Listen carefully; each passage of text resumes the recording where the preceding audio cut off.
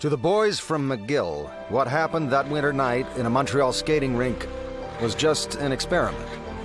They never dreamed they were making history.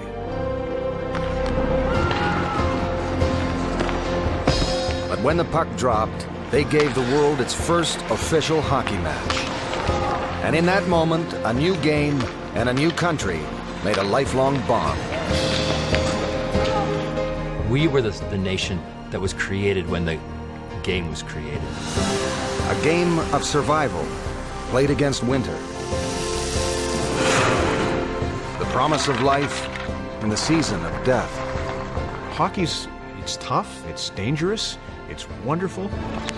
Hometown dreams born on frozen ponds. And epic journeys in the quest for glory. It's the story of miners and mill workers. And the winter stage where any man can be king. Of the struggles and triumphs of the women who fought for their place in the game. There was a time when I first started coaching hockey that the only person who was watching our game was the Zamboni driver. Hockey's story spans 2 centuries in a vast country coming of age. A story of hucksters and heroes, of victory and betrayal. A game that divides us and unites us like nothing else can. I don't know what it is about hockey. When people get into it, it's just in their blood. It's Canada's gift to the world and a measure of our place in the world. Are we gonna have challenges? Absolutely. But nobody's gonna take away the fact that it's our game. That'll never be taken away. It's the game of our kids and the game of our lives. A game that tells the story of a nation.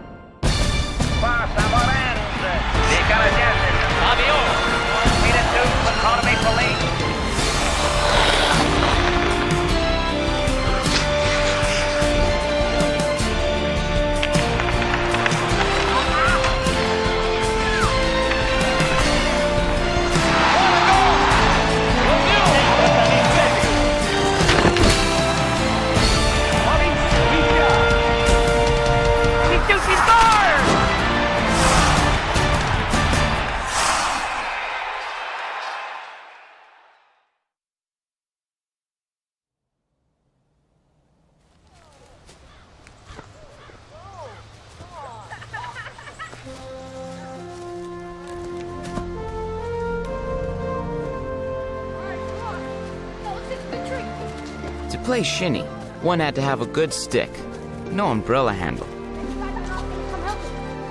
So early in the fall, boys would go up the sides of the mountain to hunt for small trees growing on the steeper slopes. Those trees had roots that curved sharply into the bank, and when trimmed and dried, made ideal sticks with which to play the game.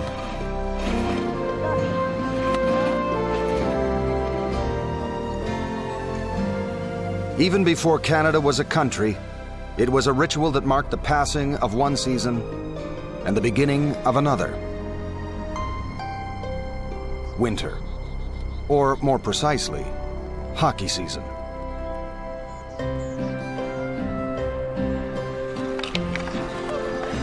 We took advantage of every opportunity. Holidays, and oftentimes after school, we were on the ice. It was skate, skate, skate as hard as you can go, take a rest, and go after that puck again until you're thoroughly exhausted. The strange thing is, winter's greatest sport was born in summer, under the hot sun of Egypt and Persia and Greece. When the Athenians built the Parthenon 2,500 years ago, one of the stone carvers, a sports fan, left a record of his passion. A marble relief shows 2 teams with crooked sticks and a ball waiting for the referee's signal. Except for the missing skates and the fact they're buck naked, you'd swear it was a center ice face-off. You know, as humans, we're players. I mean, that's what we do. I mean, we mess around. We see a rock and we kick it. And if you kick a rock, somebody else is going to kick it too. And they may kick it in the opposite direction. And games begin. As civilization spread westward, so did its games. Taking root in Europe and the British Isles, they called it bandy, or hurley, or shinty.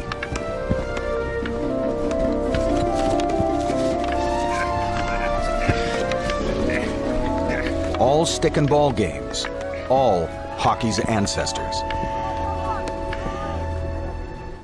But it's the skate that sets the game apart. By the 1600s, the Dutch had perfected the metal blade and had the right idea. But instead of hockey, they came up with a game called golfen. If this looks like a threesome standing on the first tee, it's because they're playing ice golf. The English and Irish nearly got it right, adapting the game of hurley to the new marriage of steel and ice. Almost hockey, but not quite. It wasn't until the Old Country Games arrived with the immigrants on the shores of Nova Scotia that the last missing pieces were found. The new arrivals found the natives already had their own stick and ball game. The French called it lacrosse. In the native tongues, it had many names, including one that means little brother of war.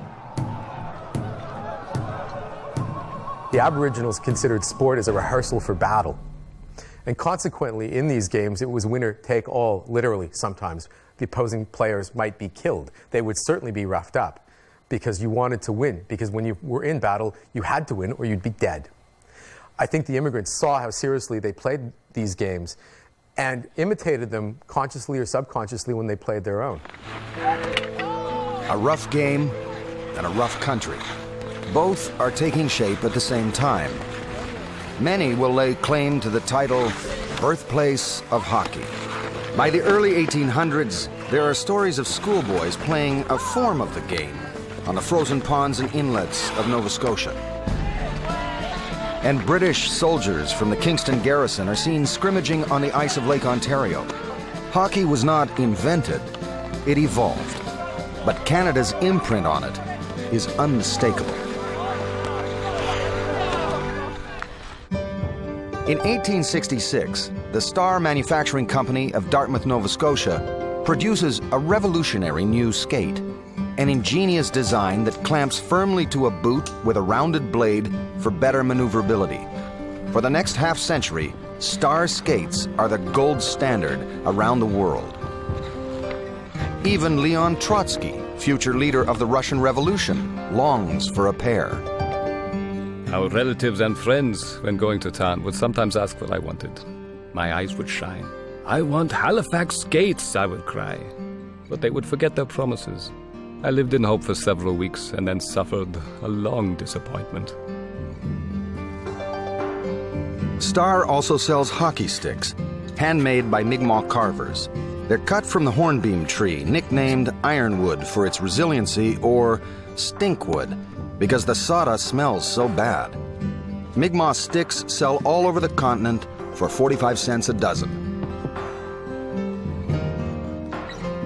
And each hockey stick at the time was like a Stradivarius. It was unique in its own way. There were no two hockey sticks that were alike. First of all, no two pieces of wood are alike, but also the carver made a difference, and his nuances and how he carved the stick. It's a beautiful metaphor for Canada, which I think was formed by the forest. The industry of the forest is the first sort of rooted industry in Canada, and out of this rooted industry comes what has become our sporting symbol, the hockey stick.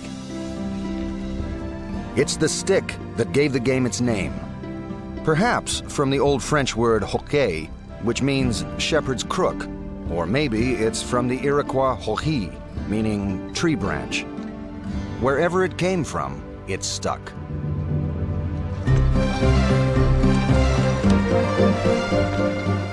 The game in the mid-1800s is a wild, chaotic affair. No set boundaries, no time limits, few rules, the number of players determined only by how many could fit on the ice. It was probably more of a scrum game because similar to maybe a little bit of rugby to field hockey where everyone sort of was magnetized by the puck. And so you had to be around the puck or close to the puck, and that's kind of how you moved around, sort of like Pac-Man. And that's how the game was played. Crowded and clumsy, but James Alwyn Creighton loved it. Born in Halifax in 1850 and schooled at King's College, Creighton had grown up playing pond hockey. At the age of 22, he takes a job as an engineer on the Lachine Canal in Montreal. It's the biggest city in the country, population 150,000. A city on the brink, where a bustling harbor and modern factories share space with an open sewer running through downtown.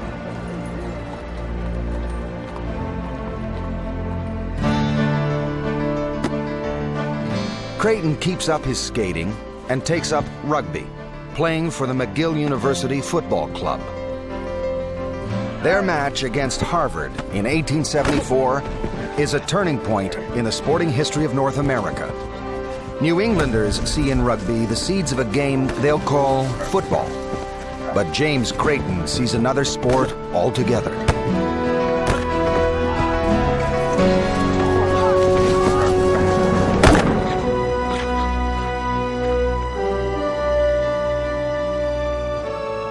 That winter, he recruits his rugby teammates, outfits them with Mi'kmaq sticks and star skates, and lays out the rules. The game shall be commenced and renewed by a bully in the center of the ground. Charging from behind, tripping, collaring, kicking, or shinning shall not be allowed. No player shall raise his stick above his shoulder. When a player hits the ball, anyone of the same side... Then, on the night of March 3rd, 1875, Creighton books the Victoria skating rink for a couple of hours and invites a small audience. Hockey had moved indoors. And now, instead of the wide-open game played outside for the last 75 years, it has boundaries, squeezed into a space roughly the size of a gladiator ring.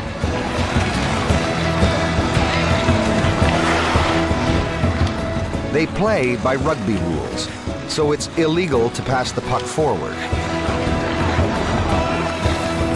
Stick handling is the only way to attack, and body checking the best way to defend. The goalposts are 8 feet apart, and the goalies are forbidden from falling or kneeling to make a save. They play 9 men aside, no substitutions. Everyone goes the full 60 minutes.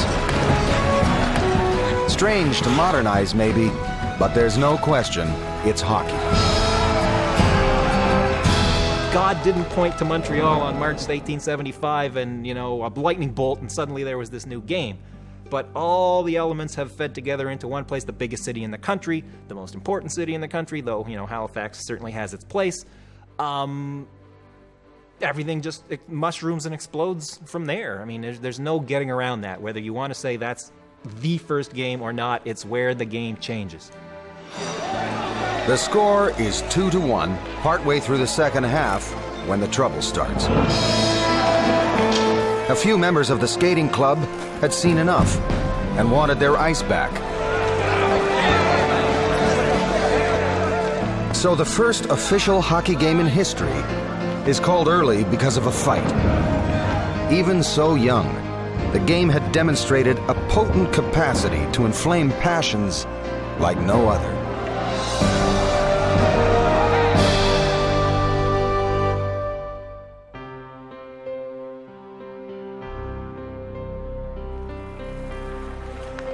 Eight years after Creighton's little experiment, hockey is still a kind of boutique sport.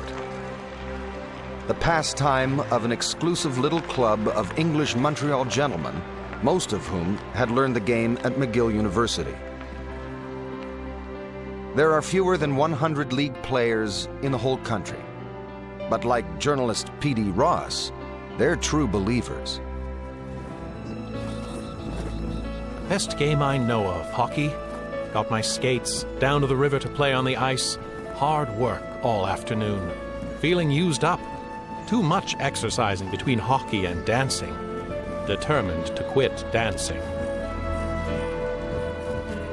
It is wealthy people in wealthy sporting clubs who have the time to indulge in leisure pursuits who come up with these games and make up the rules and play them in their universities and in their social clubs.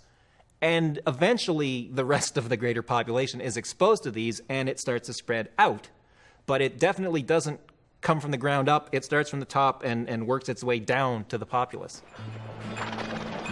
But to spread, hockey needs a showcase. And in 1883, opportunity comes calling. That year, Montreal hosts the first Winter Carnival. Every hotel and boarding house is booked, and tourists are pouring into the city by the trainload. P.D. Ross files reports for the Toronto Daily Mail. There must have been 1,000 sleighs and cutters on the street between 3 and 4 o'clock, and people of all description in them glide along to the music of their bells. Montreal is today the best advertised city on the continent. The centerpiece of the carnival is a marvel of frozen architecture, a real winter palace built with 10,000 blocks of ice cut from the St. Lawrence River. But sports are the main attraction: tobogganing, snowshoeing, horse races, and a curling bonspiel. And this year, Montreal's newest winter spectacle, ice hockey. And for the first time, the game has a world stage to play on. Newspapers have just started printing a sports page, and P.D. Ross makes sure hockey is in on the ground floor. This morning, the Carnival Sports opened with the first of the hockey matches on the river. The Quebec and Montreal teams were pitted against each other. The game is one of the finest and fastest on earth. I think the significance of it is we finally have kind of almost a homegrown product that's accepted, that people of all strata in society say, hey, that's worth going to see. And I think it's important that it's in Montreal, which is the most important city in Canada at the time in terms of legitimizing something. If it's accepted in Montreal, it's going to be accepted everywhere. But the game still awaits its greatest patron, and he arrives in the nation's capital in 1888. Canadians could be forgiven for suspecting the Queen's new man in Rideau Hall might be a dry twig. He wears a title as long and intimidating as a Quebec winter. First Baron of Preston, 16th Earl of Derby, Knight Grand Cross of the Order of Bath. In fact, Governor General Frederick Stanley is made for Canada. He's a sporting man who likes to hunt, loves racehorses, and has a passion for fishing. He'd never seen a hockey game until that first winter in Canada, but all it took was one. And he comes here, and he meets the Canadian winter, and he goes to the Montreal Winter Carnival, and he walks in the middle of a hockey match with his wife and a vice-regal aide and a couple of his kids in tow. And after they play God Save the Queen and stop the match to do this, the game resumes and Stanley falls in love. From that day, hockey took up residence on the outdoor rink at Rideau Hall. His lordship isn't much of a player himself, but his kids take to it like naturals. His daughter Isabel is in the lineup for the Government House team that wins the first women's hockey game ever played, thus prompting her peers back in England to sniff that she's too much inclined to be like a boy. Rideau Hall also fields a men's team, the brainchild of Stanley's sons, Edward and Arthur. The captain of the squad is none other than James Creighton. The man who'd brought hockey to Montreal is now law clerk to the Senate, and still a keen player. They call themselves the Rideau Rebels, a name Edward Stanley chose because it all started as a bit of a lark. We were not too well looked upon by the authorities, and I think that our name, the Rebels, shows very clearly the feelings that existed amongst other hockey players towards us. The mere thought of it connects me with one of the happiest times of my life. The Rebels take hockey on the road, giving it the kind of exposure only royalty can attract. They'd take Lord Stanley's private rail car and they'd go into Ontario and play matches, along with James Creighton, who was also on the team. It's an extraordinary collection of individuals. The Governor General's sons and Creighton, kind of hockey evangelicals, if you will, going out into the hinterland with the imprimatur of the Governor General on it, and the guy who stages the world's first indoor game going around barnstorming. Before the family returns to England in 1892, the Stanley boys cajole their father into a $50 investment with a London silversmith. A modest little cup that any team in the Dominion can challenge for and none can keep. Hockey has its greatest prize.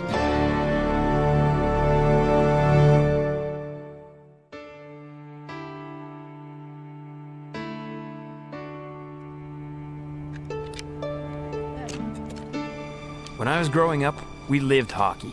Hockey on the creeks, hockey on the ponds, hockey on the rivers, hockey on the road if necessary. We just moved from one kind of rink to another. Perpetual motion. In 1895, you can buy a pair of Star skates by mail order for $1 and a one-piece Mi'kmaq stick for 25 cents. Hockey is bursting out all over the country.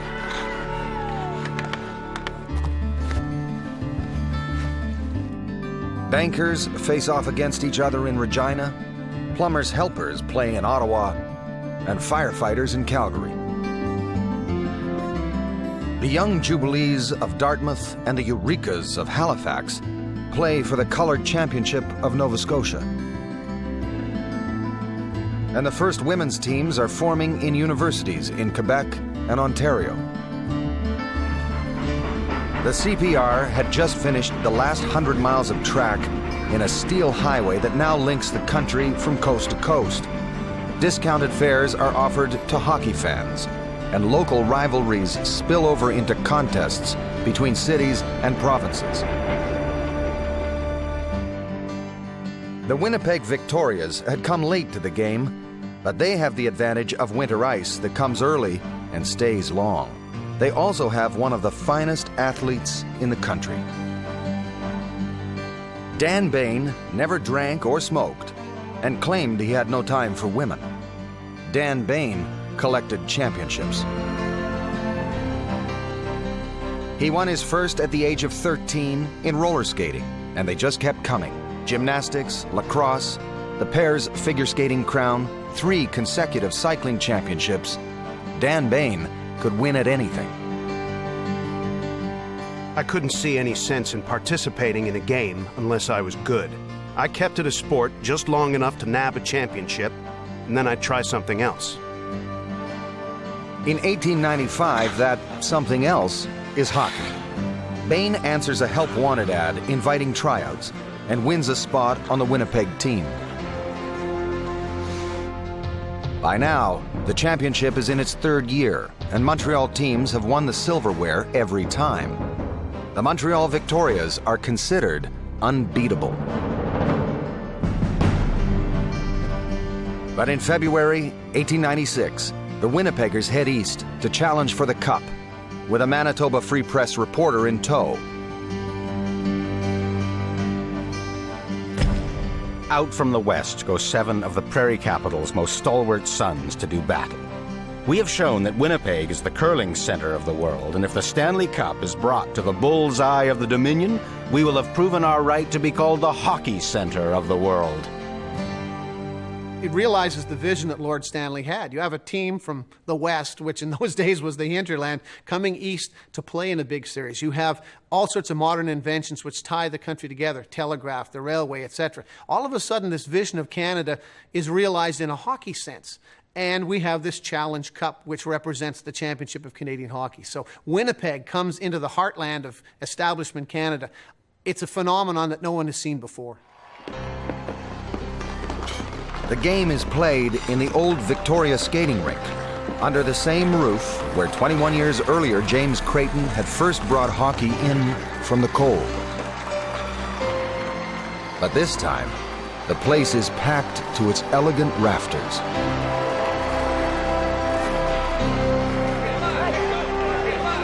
The Winnipeggers skate out in scarlet sweaters emblazoned with a gold bison. Their goalie, Cecil Merritt, sports a pair of white cricket pads, an innovation born of necessity since his teammates had perfected a wicked wrist shot.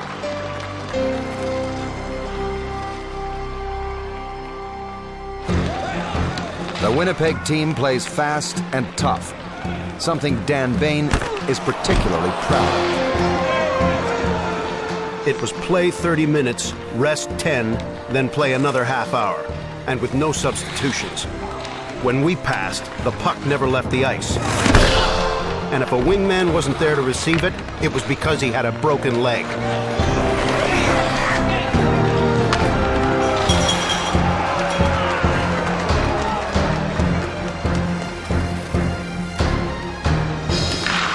Thanks to the CPR, the country is not only tracked, but wired. And tonight, for the first time, hockey fans back in Winnipeg could follow a game they couldn't see. It's spotty and time-delayed coming down the telegraph wires, but still, it's play-by-play.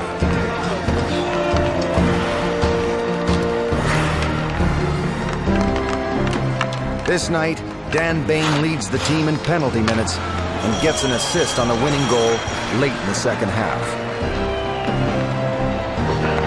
Cecil Merritt, with his white cricket pads, is so good.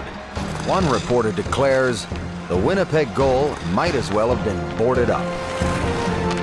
Montreal goes down to defeat, and the cup goes west. The Manitoba Free Press gloats that the fans who bet on Winnipeg cleaned the place out. Montreal tonight is clothed in sackcloth and ashes, and the sports have gone to sleepless beds with empty pocketbooks. The Peg contingent, on the other hand, have enough money to start a private bank. No less than 2,000 cold plonkers went down into the jeans of the Winnipeg supporters.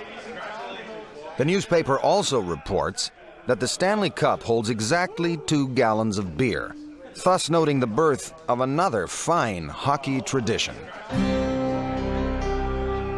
When the heroes come home, Winnipeg puts on Canada's first Stanley Cup parade in horse-drawn carriages down Main Street.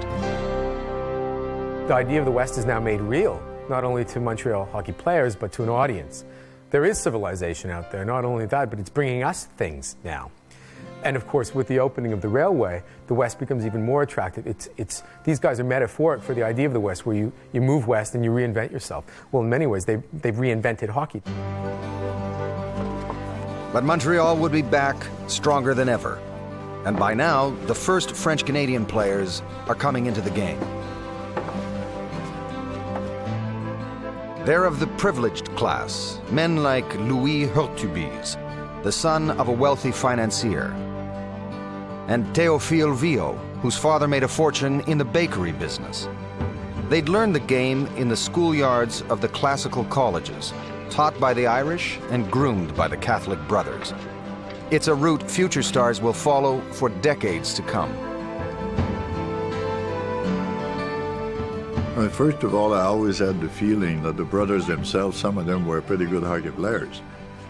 It gave us the occasion as a group of youngsters to play together, to experience what it is to work inside of a group, inside of a team.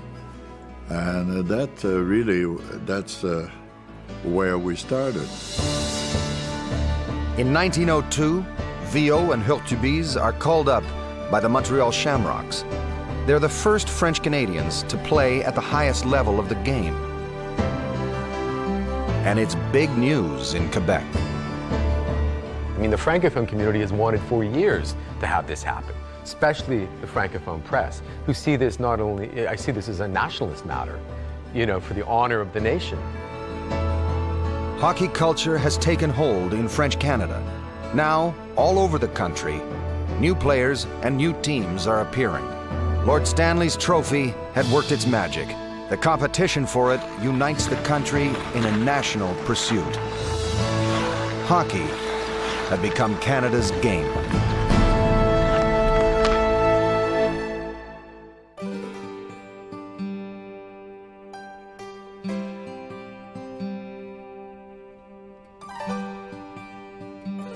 Of all the fortune seekers who joined the Klondike Gold Rush in 1897, few are as bold or as lucky as Joseph Whiteside Boyle. By the time he treks into Dawson City, the place is crawling with every hustler, whore, and dreamer west of Winnipeg. But Joe Boyle dreams big. He invests in timber concessions, sawmills, and shipping docks. And while others are panning or sluicing, he builds giant floating dredges and mines the whole Klondike River.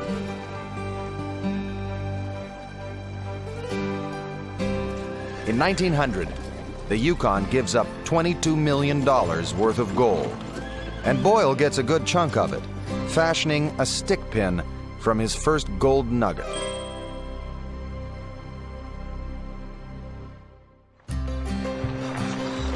And that winter, he sees his first hockey game. Soon, he's managing one of 4 teams playing in the Dawson City Hockey League. It's a hodgepodge of civil servants, Mounties, and miners.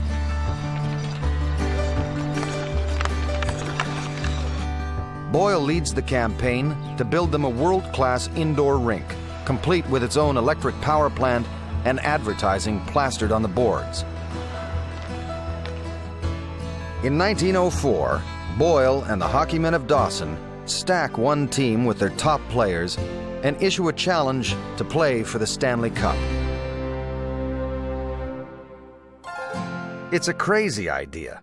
They'll have to face the formidable Ottawa Silver Seven. The boys in the red, white, and black are the best and baddest hockey team in the game. Everybody they play, the newspapers from the other cities complains about how brutal and dirty they are. Whereas the Ottawa papers just sort of dismiss them as they're all whiners. You know, it's a tough game, we play it tough. But whether they were dirty or not, and clearly they must have been, they were good. The heart of the Silver Seven is an Ottawa blue blood named Frank McGee, nephew of Thomas Darcy McGee, the assassinated father of Confederation. Frank is also one of the greatest comeback stories in sports history. The accident happened when he was 18, playing in a charity match to raise money for Canadian soldiers wounded in the Boer War.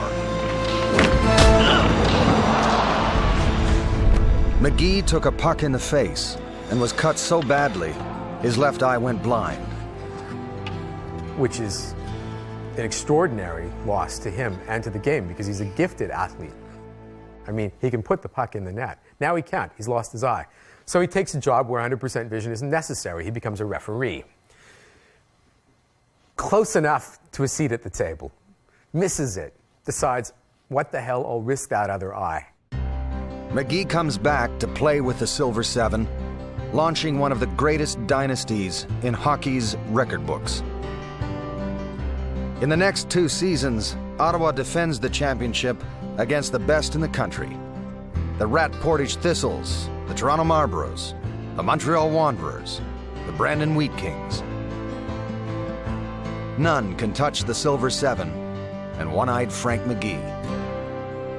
I mean, they'd win 6-4 and he'd get 5 of them. So you can't go by how he played, but you just look, he must have been heads and shoulders above everybody else because he got the points. Wait, one-eyed Frank McGee, does that sound great? It sounds like a gunfighter or something. The Dawson City Nuggets have no stars and no track record. They'd never won anything. Their goalie is an 18-year-old kid named Albert Forrest, who'd never been in net. But Joe Boyle is a rich man with good connections. He convinces the Stanley Cup trustees there's a golden marketing opportunity here, and the challenge is accepted. Well, Dawson City was a city full of dreamers. It was full of people chasing gold, chasing a fortune. So it would be a perfect place for a team that thought it could travel like 40 days across North America in the dead of winter and win a Stanley Cup. No other city is based more on dreams, and the Stanley Cup is just one of those other dreams for Dawson City.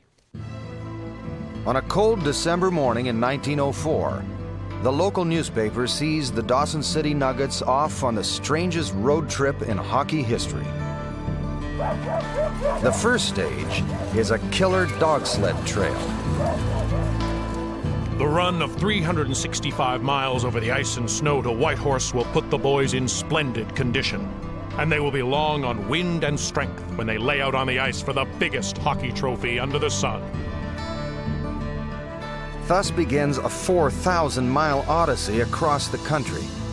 It takes them 10 days to walk to Whitehorse. They spend Christmas in a prospector's cabin, socked in by snow. When the storm passes, they scramble to get to Skagway, where they catch a steamer to Vancouver, and finally, the transcontinental for the long run east.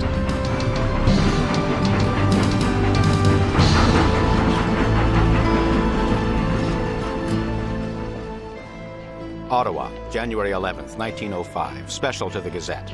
The Dawson hockey team arrived in Ottawa. By the time they pull into town, the Nuggets are national celebrities. They average about 160 pounds in weight and are a rugged-looking lot, apparently fit to rough it up to any degree if necessary.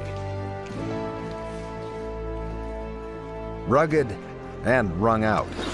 Joe Boyle pleads for a postponement until his boys can recover, but Ottawa refuses, and they're forced to play the first match of the series 48 hours later.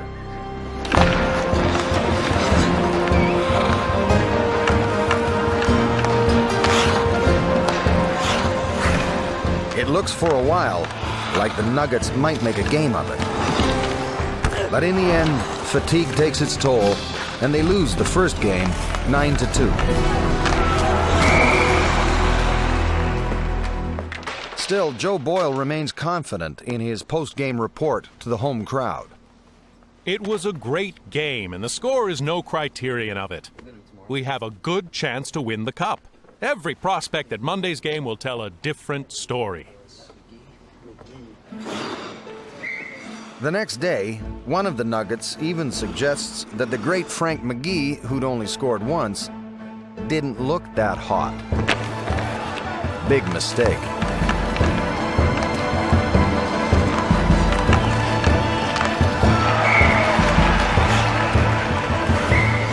It was suspected that he might have been holding back so as not to embarrass Dawson City. Now, there would be no quarter.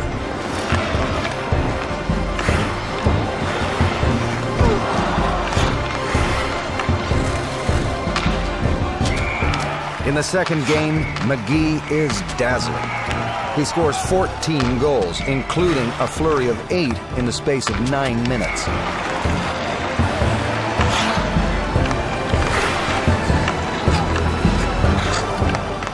The final score is a humiliating 23-2.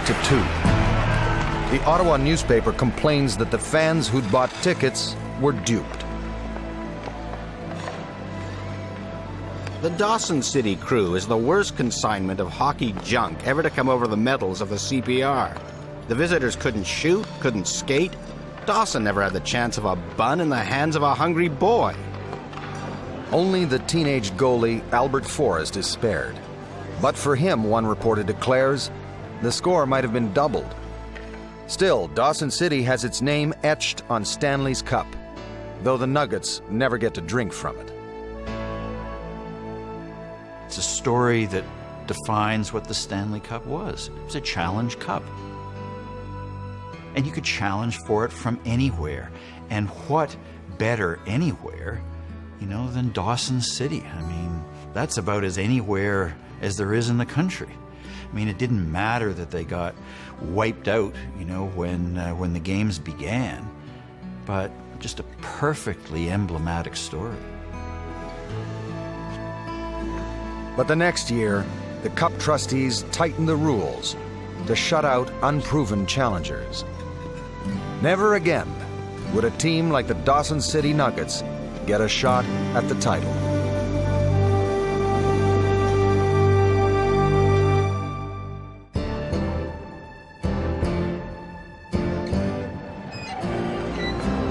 Hockey had come a long way since that first experiment in a Montreal skating rink in 1875.